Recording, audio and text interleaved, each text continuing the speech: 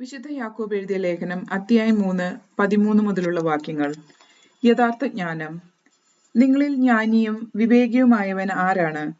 അവന് നല്ല പെരുമാറ്റം വഴി വിവേകജന്യമായ വിനയത്തോടെ തന്റെ പ്രവൃത്തികളെ മറ്റുള്ളവർക്ക് കാണിച്ചു കൊടുക്കട്ടെ. എന്നാൽ നിങ്ങൾക്ക് കടുത്ത അസൂയയും ഹൃദയത്തിൽ സ്വാർത്ഥമോഹവും ഉണ്ടാകുമ്പോൾ ആത്മപ്രശംസ ചെയ്യുകയോ സത്യത്തിനു വിരുദ്ധമായി വ്യാജ്യം പറയുകയോ അരുത്. ഈ ജ്ഞാനം ഉന്നതത്തിൽ നിന്നുള്ളതല്ല, മറിച്ച് ഭൗമികവും സ്വാർത്ഥപരവും പൈശാചികവുമാണ്. എവിടെ അസൂയയും സ്വാർത്ഥമോഹവും ഉണ്ടോ അവിടെ ക്രമക്കേടും എല്ലാ ദുഷ്ടകർമ്മങ്ങളുമുണ്ട്. എന്നാൽ ഉന്നതത്തിൽ നിന്നുള്ള ജ്ഞാനം ഒന്നാമത് ശുദ്ധവും, പിന്നെ സമാധാനപൂർണവും, വിനീതവും, വിധേയത്വമുള്ളതും, കാരുണ്യവും സദ്ഫലവും നിറഞ്ഞതുമാണ്. അത് അനിശ്ചിതത്വമോ ആത്മാർത്ഥതയില്ലാത്തതോ അല്ല. സമാധാന സൃഷ്ടികൾ നീതിയുടെ ഫലം സമാധാനത്തിൽ വിതയ്ക്കുന്നു. അധ്യായം 4. ലൗകിക തൃഷ്ണ. നിങ്ങളുടെ ഇടയിൽ തർക്കങ്ങളും ഏറ്റുമുട്ടലും ഉണ്ടാകുന്നത് എങ്ങനെയാണ്? നിങ്ങളുടെ അവയവങ്ങളിൽ പോരാടിക്കൊണ്ടിരിക്കുന്ന ദുരാശയിൽ നിന്നല്ലേ അവ ഉണ്ടാകുന്നത്? നിങ്ങൾ ആഗ്രഹിക്കുന്നത് നിങ്ങൾക്ക് ലഭിക്കുന്നില്ല. നിങ്ങൾ കൊല്ലുകയും അസൂയപ്പെടുകയും ചെയ്യുന്നു, എന്നാൽ നിങ്ങൾക്ക് ഒന്നും ലഭിക്കുന്നില്ല. നിങ്ങൾ വഴക്കിടുകയും യുദ്ധം ചെയ്യുകയും ചെയ്യുന്നു. നിങ്ങൾ ആവശ്യപ്പെടുന്നില്ല, അതിനാൽ നിങ്ങൾക്ക് ലഭിക്കുന്നില്ല. ചോദിച്ചിട്ടും നിങ്ങൾക്ക് ലഭിക്കുന്നില്ലെങ്കിൽ അത് നിങ്ങളുടെ ദുരാശകളെ തൃപ്തിപ്പെടുത്താൻ നിങ്ങൾ തിന്മയായുള്ളവ ചോദിച്ചതുകൊണ്ടാണ്. വിശ്വസ്തത പുലർത്താത്തവരെ, ലോകത്തോടുള്ള മൈത്രി ദൈവത്തോടുള്ള ശത്രുതയാണെന്ന് നിങ്ങൾ അറിയുന്നില്ലേ? ലോകത്തിന്റെ മിത്രമാകാൻ ആഗ്രഹിക്കുന്നവർ തന്നെ ദൈവത്തിന്റെ ശത്രുവാകുന്നു. നമ്മിൽ നിക്ഷേപിച്ചിരിക്കുന്ന ആത്മാവിനെ ദൈവം അസൂയയോടെ അഭിലഷിക്കുന്നു എന്ന തിരുവെഴുത്ത് വൃഥാ ആണെന്ന് നിങ്ങൾ വിചാരിക്കുന്നുവോ? അവിടുന്ന് കൃപാവരം ചൊരിയുന്നു, അതുകൊണ്ടാണ് ഇങ്ങനെ എഴുതിയിരിക്കുന്നത്. ദൈവം അഹങ്കാരികളെ എതിർക്കുകയും എളിമയുള്ളവർക്ക് കൃപ കൊടുക്കുകയും ചെയ്യുന്നു. ആകയാൽ ദൈവത്തിന് വിധേയരാകുവിൻ. പിശാചിനെ ചെറുത്തു നിൽക്കുവിൻ, അപ്പോൾ അവൻ നിങ്ങളിൽ നിന്ന് ഓടിയകന്നുകൊള്ളും. ദൈവത്തോട് ചേർന്ന് നിൽക്കുവിൻ, അവിടുന്ന് നിങ്ങളോട് ചേർന്ന് നിൽക്കും. പാപികളെ, നിങ്ങൾ കരങ്ങൾ ശുചിയാക്കുവിൻ. സന്നിഗ്ധ മനസ്കരെ, നിങ്ങളുടെ ഹൃദയങ്ങൾ ശുചിയാക്കുവിൻ. ദുഃഖിക്കുകയും വിലപിക്കുകയും കരയുകയും ചെയ്യുവിൻ. നിങ്ങളുടെ ചിരി കരച്ചിലായും നിങ്ങളുടെ സന്തോഷം വിഷാദമായും മാറട്ടെ. കർത്താവിന്റെ സന്നിധിയിൽ താഴ്മയുള്ളവരായിരിക്കുവിൻ, അവിടുന്ന് നിങ്ങളെ ഉയർത്തും. സഹോദരനെ വിധിക്കരുത്. സഹോദരരെ, നിങ്ങൾ പരസ്പരം എതിർത്ത് സംസാരിക്കരുത്. സഹോദരനെതിരായി സംസാരിക്കുകയോ സഹോദരനെ വിധിക്കുകയോ ചെയ്യുന്നവൻ നിയമത്തിനെതിരായി സംസാരിക്കുകയും നിയമത്തെ വിധിക്കുകയും ചെയ്യുന്നു. നിയമത്തെ വിധിക്കുന്നെങ്കിൽ നീ നിയമം അനുസരിക്കുന്നവനല്ല, മറിച്ച് അതിന്റെ വിധികർത്താവത്രേ. നിയമദാതാവും ന്യായാധിപനുമായി ഒരുവനേ ഉള്ളൂ, അവിടുന്ന് രക്ഷിക്കാനും നശിപ്പിക്കാനും കഴിവുള്ളവനാണ്. എന്നാൽ അയൽക്കാരനെ വിധിക്കാൻ നീ ആരാണ്? ആത്മപ്രശംസ പാടില്ല. ഇന്നോ നാളെയോ ഞങ്ങൾ ഇന്ന പട്ടണത്തിൽ പോയി അവിടെ 1 വർഷം താമസിച്ച് വ്യാപാരം ചെയ്ത് ലാഭമുണ്ടാക്കാമെന്ന് പ്രഖ്യാപിക്കുന്ന നിങ്ങളോട് ഒന്ന് പറയട്ടെ. നാളത്തേക്ക് നിങ്ങളുടെ ജീവിതം എങ്ങനെയുള്ളതായിരിക്കുമെന്ന് നിങ്ങൾക്കറിഞ്ഞുകൂടാ. അല്പനേരത്തേക്ക് പ്രത്യക്ഷപ്പെടുകയും അതിനുശേഷം അപ്രത്യക്ഷമാകുകയും ചെയ്യുന്ന മൂടൽമഞ്ഞാണ് നിങ്ങൾ. നിങ്ങൾ ഇങ്ങനെയാണ് പറയേണ്ടത്: കർത്താവിന് മനസ്സാകുന്നുവെങ്കിൽ ഞങ്ങൾ ജീവിക്കുകയും യഥായുക്തം പ്രവർത്തിക്കുകയും ചെയ്യും. നിങ്ങളോ ഇപ്പോൾ വ്യർത്ഥ ഭാഷണത്താൽ ആത്മപ്രശംസ ചെയ്യുന്നു. ഇപ്രകാരമുള്ള ആത്മപ്രശംസ തിന്മയാണ്. ചെയ്യേണ്ട നന്മ എന്താണെന്നറിഞ്ഞിട്ടും അത് ചെയ്യാതിരിക്കുന്നവൻ പാപം ചെയ്യുന്നു. അധ്യായം 5. ധനവാന്മാർക്ക് മുന്നറിയിപ്പ്. ധനവാന്മാരെ, നിങ്ങൾക്ക് സംഭവിക്കുന്ന ദുരിതമോർത്ത് ഉച്ചത്തിൽ നിലവിളിക്കുവിൻ. നിങ്ങളുടെ സമ്പത്ത് ക്ഷയിച്ചു കഴിഞ്ഞിരിക്കുന്നു. നിങ്ങളുടെ വസ്ത്രങ്ങൾ പുഴു അരിച്ചുപോയി. നിങ്ങളുടെ സ്വർണത്തിനും വെള്ളിക്കും കറ പിടിച്ചിരിക്കുന്നു. ആ കറ നിങ്ങൾക്കെതിരായുള്ള സാക്ഷ്യമായിരിക്കും. തീ പോലെ അത് നിങ്ങളുടെ മാംസത്തെ തിന്നുകളയും. അവസാന നാളുകളിലേക്കാണ് നിങ്ങൾ സമ്പത്ത് ശേഖരിച്ചു വെച്ചത്. നിങ്ങളുടെ നിലങ്ങളിൽ നിന്ന് വിളവ് ശേഖരിച്ച വേലക്കാർക്ക് കൊടുക്കാതെ പിടിച്ചു വെച്ച കൂലി ഇതാ നിലവിളിക്കുന്നു. കൊയ്ത്തുകാരുടെ നിലവിളി സൈന്യങ്ങളുടെ കർത്താവിന്റെ കർണപുടത്തിൽ എത്തിയിരിക്കുന്നു. നിങ്ങൾ ഭൂമിയിൽ ആഡംബരപൂർവം സുഖലോലുപരായി ജീവിച്ചു. കൊലയുടെ ദിവസത്തേക്ക് നിങ്ങളുടെ ഹൃദയങ്ങളെ നിങ്ങൾ കൊഴുപ്പിച്ചു. നീതിമാൻ നിങ്ങളെ എതിർത്തു നിന്നില്ല, എന്നിട്ടും നിങ്ങൾ അവരെ കുറ്റം വിധിക്കുകയും കൊല്ലുകയും ചെയ്തു. കാത്തിരിക്കുവിൻ, സഹോദരരെ, കർത്താവിന്റെ ആഗമനം വരെ ക്ഷമയോടെ കാത്തിരിക്കുവിൻ. ഭൂമിയിൽ നിന്ന് നല്ല ഫലങ്ങൾ ലഭിക്കുന്നതിനു വേണ്ടി കൃഷിക്കാരൻ ആദ്യത്തെ മഴയും അവസാനത്തെ മഴയും ക്ഷമയോടെ പ്രതീക്ഷിച്ചിരിക്കുന്നത് പോലെ നിങ്ങളും ക്ഷമയോടെ കാത്തിരിക്കുവിൻ. ദൃഢചിത്തരായിരിക്കുവിൻ. എന്തുകൊണ്ടെന്നാൽ കർത്താവിന്റെ ആഗമനം അടുത്തിരിക്കുന്നു. നിങ്ങൾ വിധിക്കപ്പെടാതിരിക്കാൻ എന്റെ സഹോദരരെ, ഒരുവൻ മറ്റൊരുവന് വിരോധമായി പിറുപിറുക്കരുത്. ന്യായാധിപൻ ഇതാ വാതിൽക്കൽ നിൽക്കുന്നു. സഹോദരരെ, കർത്താവിന്റെ നാമത്തിൽ സംസാരിച്ച പ്രവാചകന്മാരെ സഹനത്തിന്റെയും ക്ഷമയുടെയും മാതൃകയായി നിങ്ങൾ സ്വീകരിക്കുവിൻ. ഇതാ പീഡ സഹിക്കുന്നവരെ ഭാഗ്യവാന്മാരായി നാം കരുതുന്നു. ജോബിന്റെ ദീർഘസഹനത്തെപ്പറ്റി നിങ്ങൾ കേട്ടിട്ടുണ്ടല്ലോ. കർത്താവ് അവസാനം അവനോട് എന്ത് ചെയ്തുവെന്നും അവിടുന്ന് എത്രമാത്രം ദയയും കാരുണ്യവും ഉള്ളവനാണെന്നും നിങ്ങൾക്കറിയാമല്ലോ.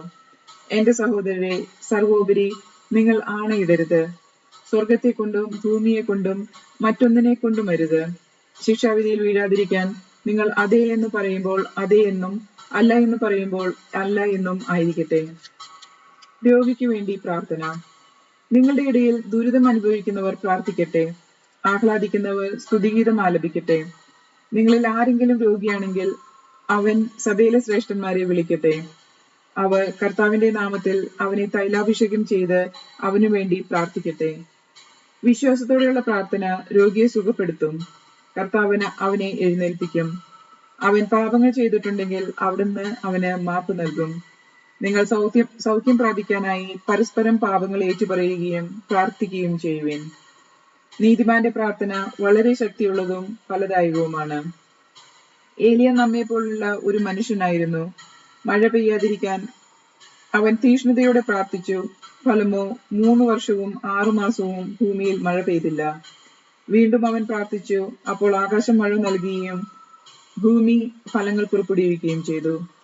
എന്റെ സഹോദരരെ, നിങ്ങളിലൊരാൾ സത്യത്തിൽ നിന്ന് വ്യതിചലിക്കുകയും അവനെ വേറൊരാൾ തിരിച്ചു കൊണ്ടുവരികയും ചെയ്യുന്നുവെങ്കിൽ പാപിയെ തെറ്റായ മാർഗത്തിൽ നിന്നും പിന്തിരിപ്പിക്കുന്നവൻ തന്റെ ആത്മാവിനെ മരണത്തിൽ നിന്ന് രക്ഷിക്കുകയും തന്റെ നിരവധിയായ പാപങ്ങൾ തുടച്ചു മാറ്റുകയും ചെയ്യുന്നുവെന്ന് നിങ്ങൾ അറിഞ്ഞുകൊള്ളുവിൻ.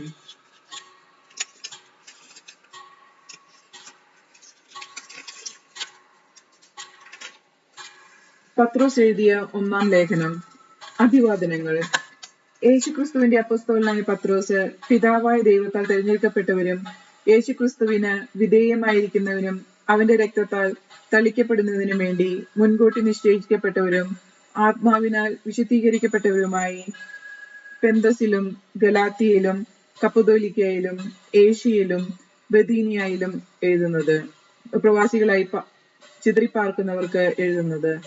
നിങ്ങൾക്ക് കൃപയും സമാധാനവും സമൃദ്ധമായി ഉണ്ടാകട്ടെ. സജീവമായ പ്രത്യാശ. നമ്മുടെ കർത്താവായ യേശുവിന്റെ പിതാവായ ദൈവം വാഴ്ത്തപ്പെട്ടവനാകട്ടെ.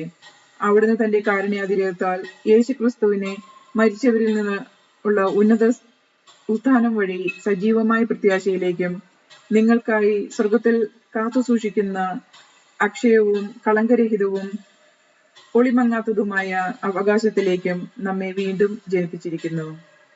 അവസാന കാലത്ത് വെളിപ്പെടുത്താനായി തയ്യാറാക്കിയിരിക്കുന്ന രക്ഷയ്ക്ക് വേണ്ടി ദൈവശക്തിയാൽ വിശ്വാസം വഴി നിങ്ങൾ കാത്തു സൂക്ഷിക്കപ്പെടുന്നു.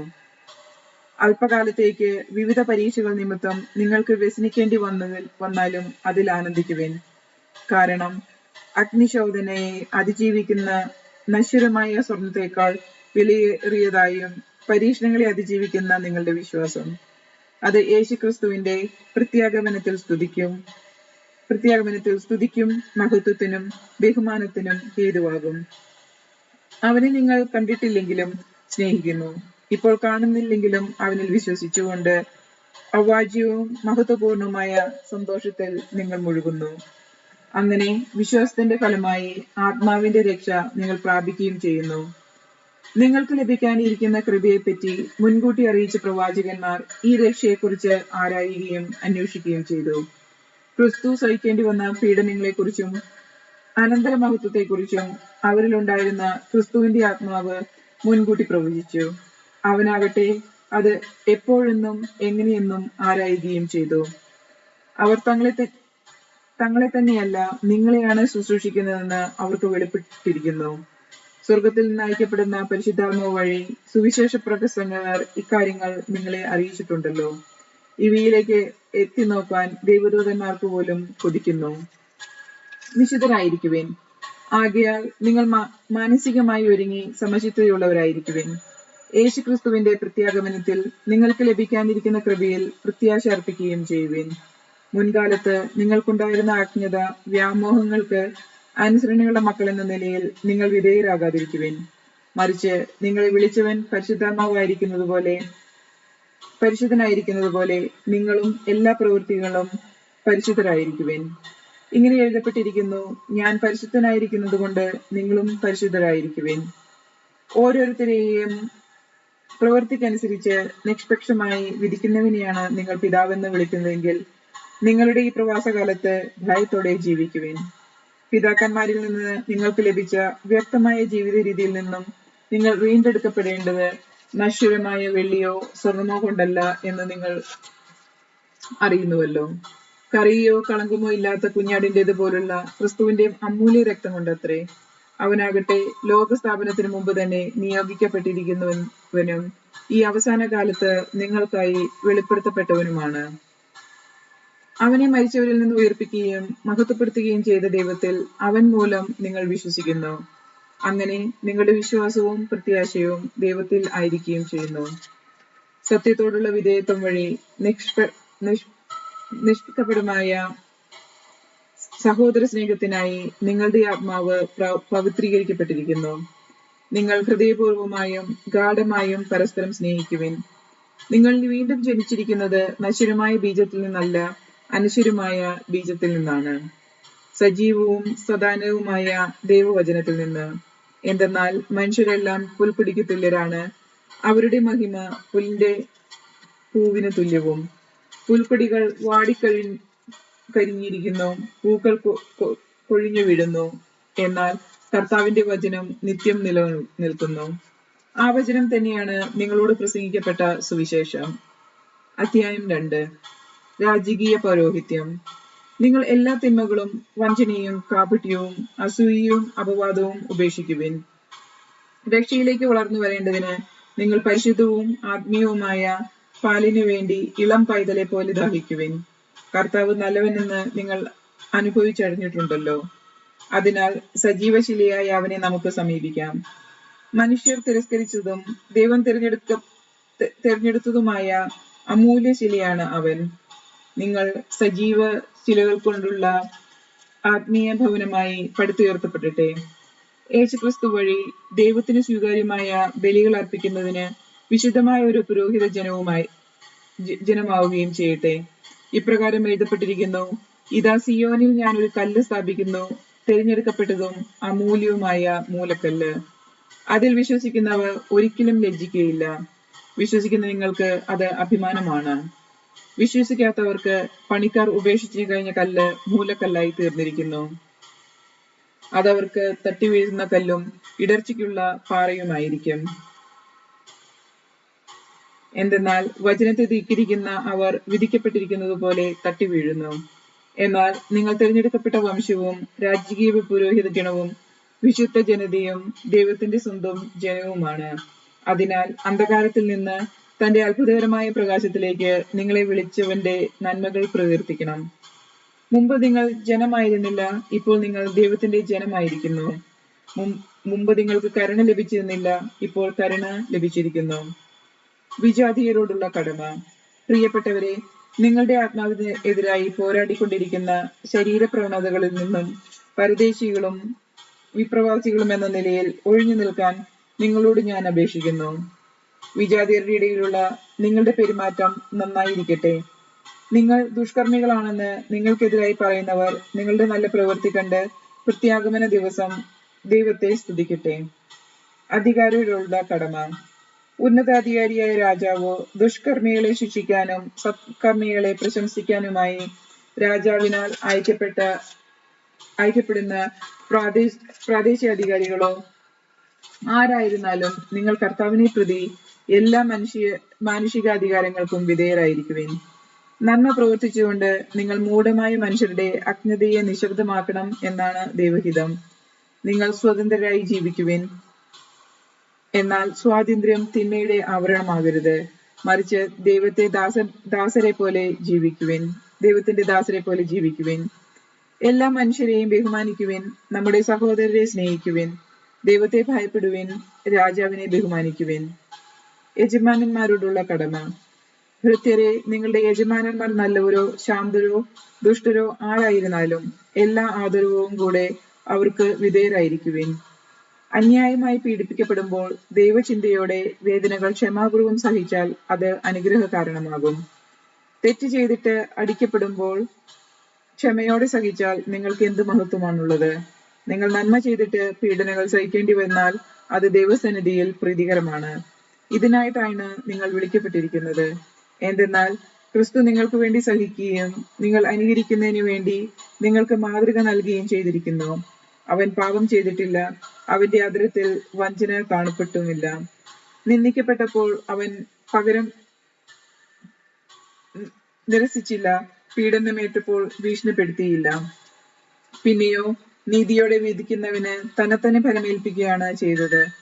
നമ്മുടെ പാപങ്ങൾ സ്വന്തം ശരീരത്തിൽ വഹിച്ചുകൊണ്ട് അവൻ കുരിശിലേറി. അത് നാം പാപത്തിൽ നിന്ന് മരിച്ച് നീതിക്കായി ജീവിക്കേണ്ടതിനാണ്. അവന്റെ മുറിവിനാൽ നിങ്ങൾ സൗഖ്യപ്പെടാനുള്ളവരായി തീർന്നിരിക്കുന്നു. അലഞ്ഞു നടക്കുന്ന ആടുകളെ പോലെയായിരുന്നു നിങ്ങൾ. എന്നാൽ ഇപ്പോൾ നിങ്ങൾ നിങ്ങളുടെ ഇടയനും പാലകനുമായവന്റെ അടുത്തേക്ക് മടങ്ങി വന്നിരിക്കുന്നു. അധ്യായം 3. ദമ്പതിമാരുടെ കടമ. ഭാര്യമാരെ, നിങ്ങൾ ഭർത്താക്കന്മാർക്ക് വിധേയരായിരിക്കുവിൻ.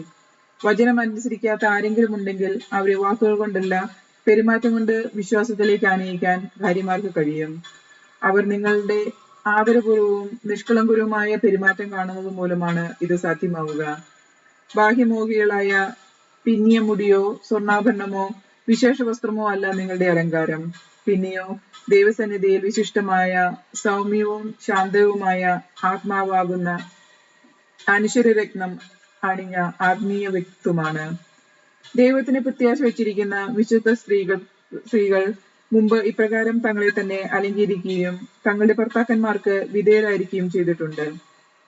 സാറ അബ്രഹത്തെ നാഥ എന്ന് വിളിച്ചുകൊണ്ട് അനുസരിച്ചിരുന്നുവല്ലോ. നന്മ ചെയ്യുകയും ഒന്നിനെയും ഭയപ്പെടാതിരിക്കുകയും ചെയ്താൽ നിങ്ങൾ അവളുടെ മക്കളാകും.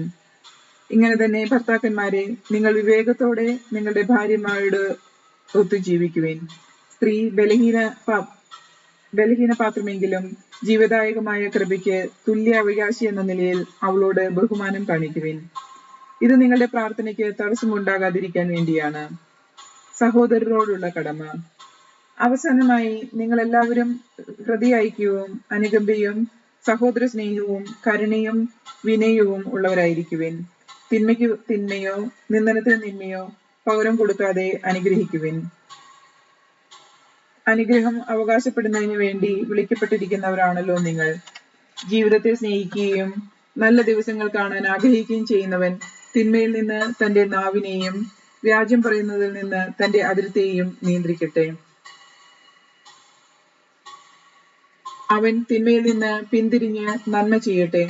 സമാധാനം അന്വേഷിക്കുകയും അതിനായി പരിശ്രമിക്കുകയും ചെയ്യട്ടെ. എന്തെന്നാൽ കർത്താവിന്റെ കണ്ണുകൾ നീതിമാന്മാരുടെ നേരെയും അവിടുത്തെ ചെവികൾ അവരുടെ പ്രാർത്ഥനയുടെ നേരെയും തുറന്നിട്ടിരിക്കുന്നു. എന്നാൽ തിന്മ പ്രവർത്തിക്കുന്നവരിൽ നിന്ന് അവിടുന്ന് മുഖം തിരിച്ചിരിക്കുന്നു. പീഡനത്തോടുള്ള സമീപനം. നന്മ ചെയ്യുന്നതിൽ നിങ്ങൾ തീക്ഷ്ണതയുള്ളവരായിരിക്കുവിൻ. നിങ്ങളെ ഉപദ്രവിക്കാൻ ആർക്ക് കഴിയും? നീതിക്ക് വേണ്ടി കഷ്ടതകൾ സഹിക്കേണ്ടി വന്നാൽ നിങ്ങൾ ഭാഗ്യവാന്മാർ. അവരുടെ ഭീഷണി നിങ്ങൾ ഭയപ്പെടേണ്ട.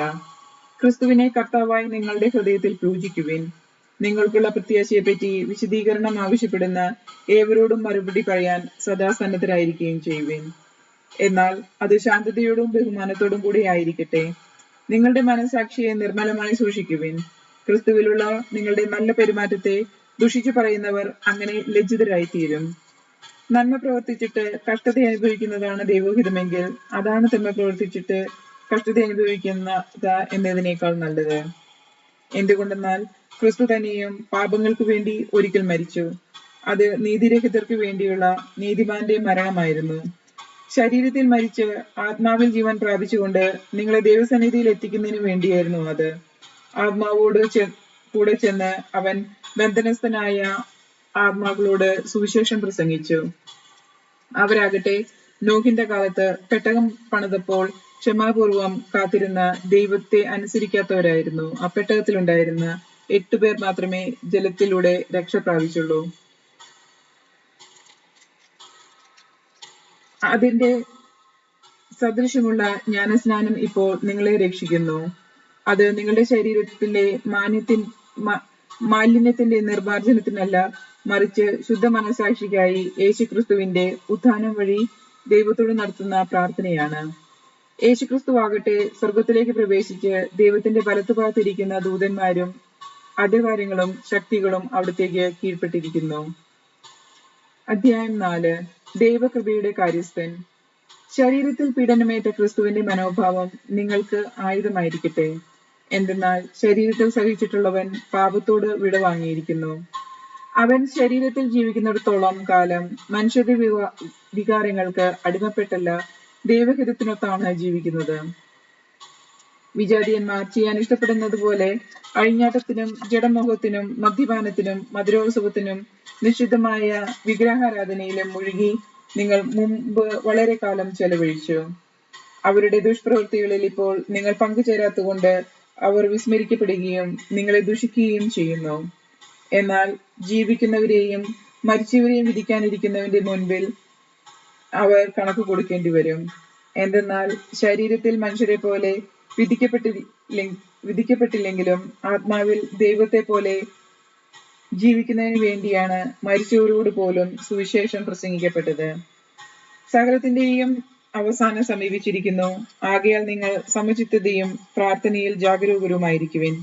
സർവോപരി നിങ്ങൾക്ക് ഗാഢമായ പരസ്പര സ്നേഹം ഉണ്ടായിരിക്കട്ടെ. കാരണം സ്നേഹം നിരവധി പാപങ്ങളെ മറയ്ക്കുന്നു. പിറുപിറുപ്പ് കൂടാതെ നിങ്ങൾ പരസ്പരം ആതിഥ്യ മര്യാദ പാലിക്കുവിൻ.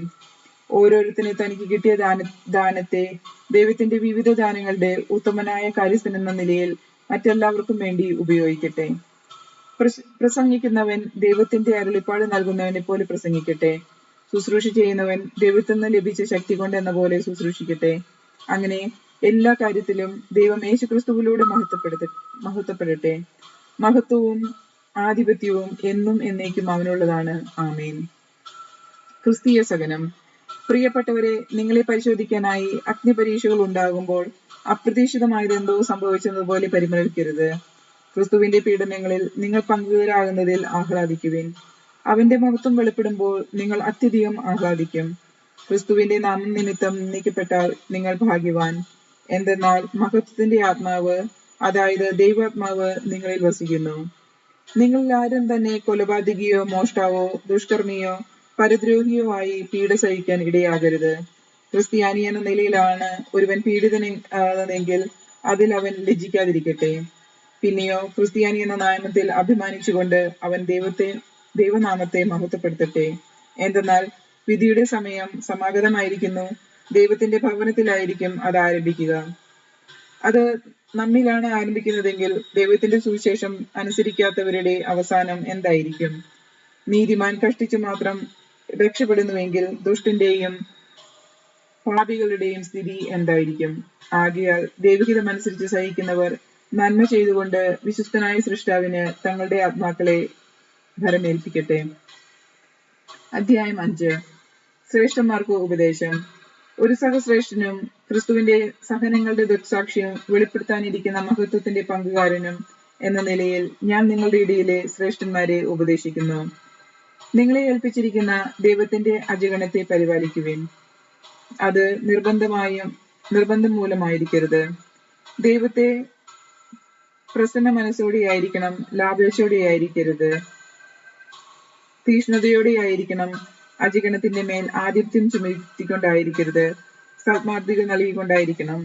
ഇടയന്മാരുടെ തലവൻ പ്രത്യക്ഷപ്പെടുമ്പോൾ മഹത്വത്തിന്റെ ഒളിമങ്ങാത്ത കിരീടം നിങ്ങൾക്ക് ലഭിക്കും. വിശ്വാസികൾക്ക് ഉപദേശം. അപ്രകാരം തന്നെ യുവാക്കന്മാരെ, നിങ്ങൾ ശ്രേഷ്ഠന്മാർക്ക് വിധേയരായിരിക്കുവിൻ. പരസ്പര വിനയത്തിന്റെ അങ്കി അണിയുവിൻ. ദൈവം അഹങ്കാരികളെ എതിർക്കുകയും വിനയമുള്ളവർക്ക് കൃപ നൽകുകയും ചെയ്യുന്നു. ദൈവത്തിന്റെ ശക്തമായ കരത്തിങ്കൽ നിങ്ങൾ താഴ്മയോടെ നിൽക്കുവിൻ. അവിടുന്ന് തക്ക സമയത്ത് നിങ്ങളെ ഉയർത്തിക്കൊള്ളും. നിങ്ങളുടെ ഉത്കണ്ഠകളെല്ലാം അവിടുത്തെ ഏൽപ്പിക്കുവിൻ. അവിടുന്ന് നിങ്ങളുടെ കാര്യത്തിൽ ശ്രദ്ധാലുവാണ്. നിങ്ങൾ സമചിത്തതയോടെ ഉണർന്നിരിക്കുവിൻ. നിങ്ങളുടെ ശത്രുവായ പിശാച് അലറുന്ന സിംഹത്തെ പോലെ അവനെ വിഴുങ്ങണമെന്ന് അന്വേഷിച്ചുകൊണ്ട് ചുറ്റും നടക്കുന്നു. വിശ്വാസത്തിൽ ഉറച്ചു നിന്നുകൊണ്ട് അവനെ എതിർക്കുവിൻ. ലോകമെങ്ങുമുള്ള നിങ്ങളുടെ സഹോദരനിൽ നിന്ന് ഇതേ സഹനം തന്നെ ആവശ്യപ്പെട്ടിരിക്കുന്നുവെന്ന് അറിയിക്കുകയും ചെയ്യുവിൻ. തന്റെ നിത്യമഹത്വത്തിലേക്ക് ക്രിസ്തു നിങ്ങളെ വിളിച്ചിരിക്കുന്ന അനുഗ്രഹദാതാവായ ദൈവം നിങ്ങളെ അല്പസമയത്തെ സഹനത്തിന് ശേഷം പൂർണ്ണരാക്കുകയും സ്ഥിരീകരിക്കുകയും ശക്തരാക്കുകയും ചെയ്യും. ആധിപത്യം എന്നും എന്നേക്കും അവന്റെ മേലായിരിക്കട്ടെ. ആമേൻ. നിങ്ങൾ അവലംബിക്കുന്ന ദൈവകൃപ സത്യമായിട്ടുള്ളതാണെന്ന് ഉപദേശിക്കാനും സാക്ഷ്യപ്പെടുത്താനുമായി വിശ്വസ്ത സഹോദരനായി ഞാൻ കണക്കാക്കുന്ന സിൽവാനോസിനോട് വഴി ചുരുക്കത്തിൽ നിങ്ങൾക്ക് ഞാൻ എഴുതിയിരിക്കുന്നു. നിങ്ങളെപ്പോലെ തിരഞ്ഞെടുക്കപ്പെട്ട ബാബിലോണിലെ സഭയും എന്റെ പുത്രനായ മർക്കോസും നിങ്ങൾക്ക് വന്ദനം പറയുന്നു. സ്നേഹചുംബനം കൊണ്ട് നിങ്ങൾ പരസ്പരം അഭിവാദനം ചെയ്യുവിൻ. ക്രിസ്തുവിലായിരിക്കുന്ന നിങ്ങൾക്കെല്ലാവർക്കും സമാധാനം.